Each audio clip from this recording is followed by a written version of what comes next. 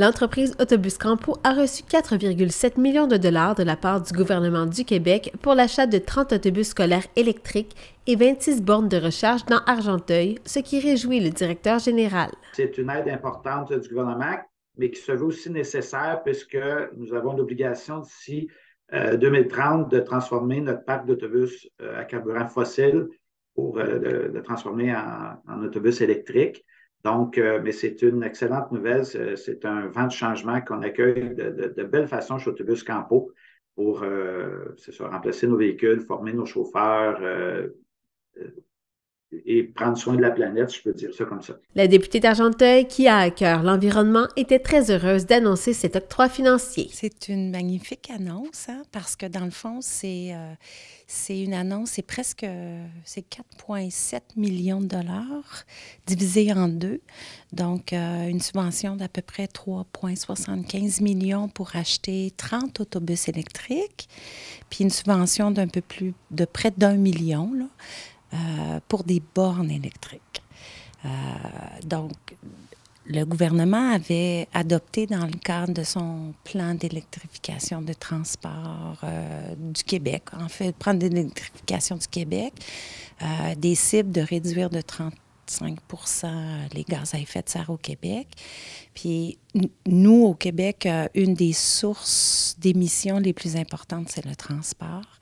Et donc là, on a un bon plan pour électrifier les transports et donc pour électrifier les transports scolaires. Dans les 500 véhicules, on a quand même un certain nombre de berlines et un nombre aussi en Ontario. Concrètement, très précisément, c'est 293 autobus scolaires qui doivent être changés chez nous.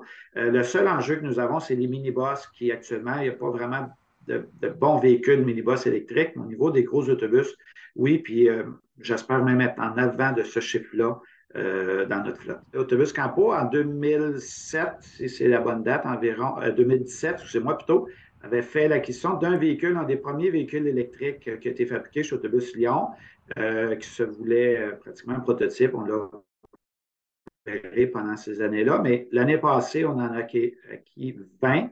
On n'en a pas parlé, mais on avait eu une autre aide de 3 millions du gouvernement, donc il y a en avril dernier. Et cette année 30, donc ça nous en fait 50 qui, en janvier, au retour des vacances des fêtes, vont être sur la route à tous les jours pour les étudiants. Ce qu'il faut comprendre, c'est que c'est un transporteur important, les autobus Campo. Oui, ils couvrent le territoire de la Commission scolaire Rivière-du-Nord, mais ils vont aussi en Gatineau. Donc, c'est un grand transporteur, c'est un grand joueur. Donc, de voir ce leadership-là de la part d'une entreprise de chez nous, le siège social est ici, d'embarquer. Puis, c'est pas si simple, hein? On a beau avoir des objectifs très nobles de réduction des gaz à effet de serre. Ce qu'il faut comprendre, Autobus Campo doit travailler en collaboration avec 3 ministères.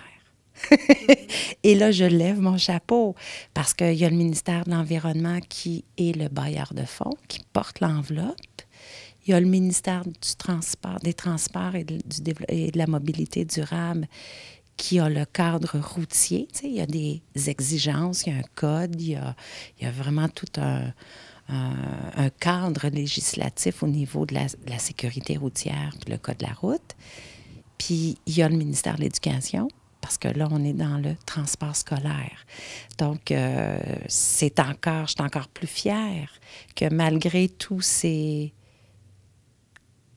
possibles obstacles de délai avec 3 ministères, bien, ils vont de l'avant. Puis, ils sont vraiment...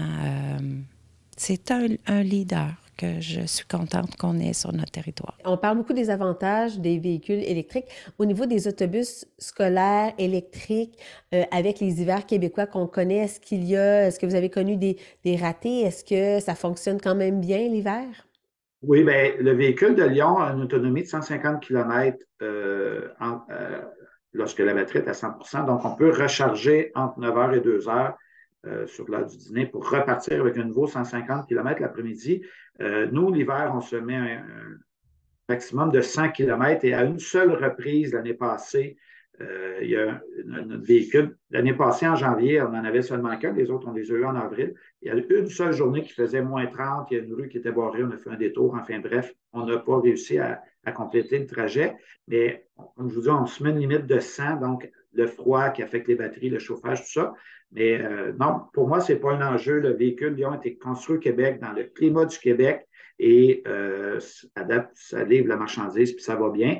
On n'est pas à l'abri de panne ou de petits imprévus, mais ça va très bien. Je n'ai pas rien à dire là-dessus. Concernant les écoliers, écolières, les élèves qui embarquent dans les véhicules, quels sont les commentaires que vous recevez? Est-ce qu'il y en a? Est-ce qu'ils sont conscients justement que maintenant ce sont des véhicules électriques? On s'en va dans cette voie-là. Est-ce que vous avez recueilli des commentaires des élèves?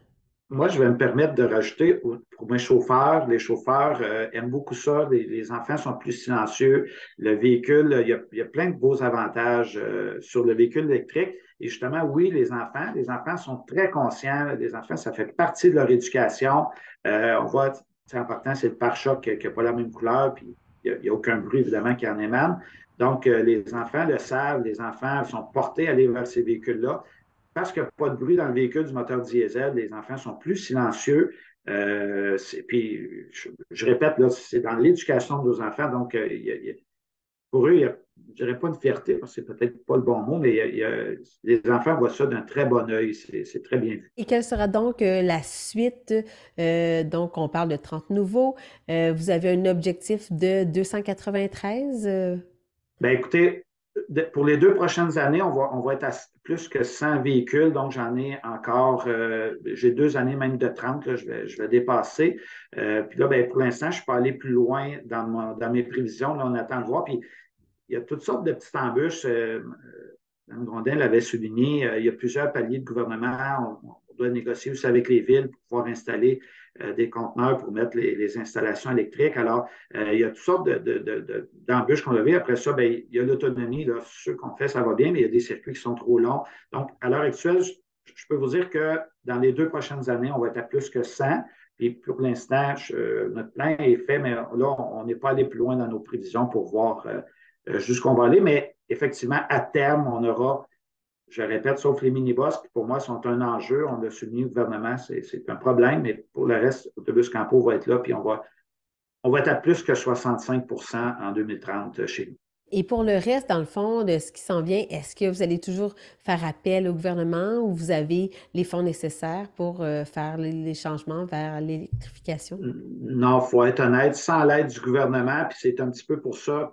Pourquoi je ne vais pas plus loin que 4 ans non plus, c'est qu'à l'heure actuelle, on ne connaît pas les subventions au-delà de ces années-là. Le véhicule est plus que le double d'un véhicule à carburant fossile. Sans l'aide du gouvernement, c'est pas possible. Il n'y aurait pas de rentabilité.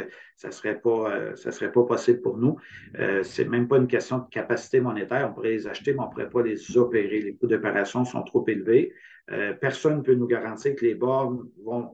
Ce qu'on nous dit à l'heure actuelle, c'est que les bornes auront la même durée de vie qu'un autobus qui est de 12 ans. Donc, on a plein de choses qui demeurent dans l'inconnu. Donc, ça nous prend absolument l'aide du gouvernement pour réussir à fonctionner.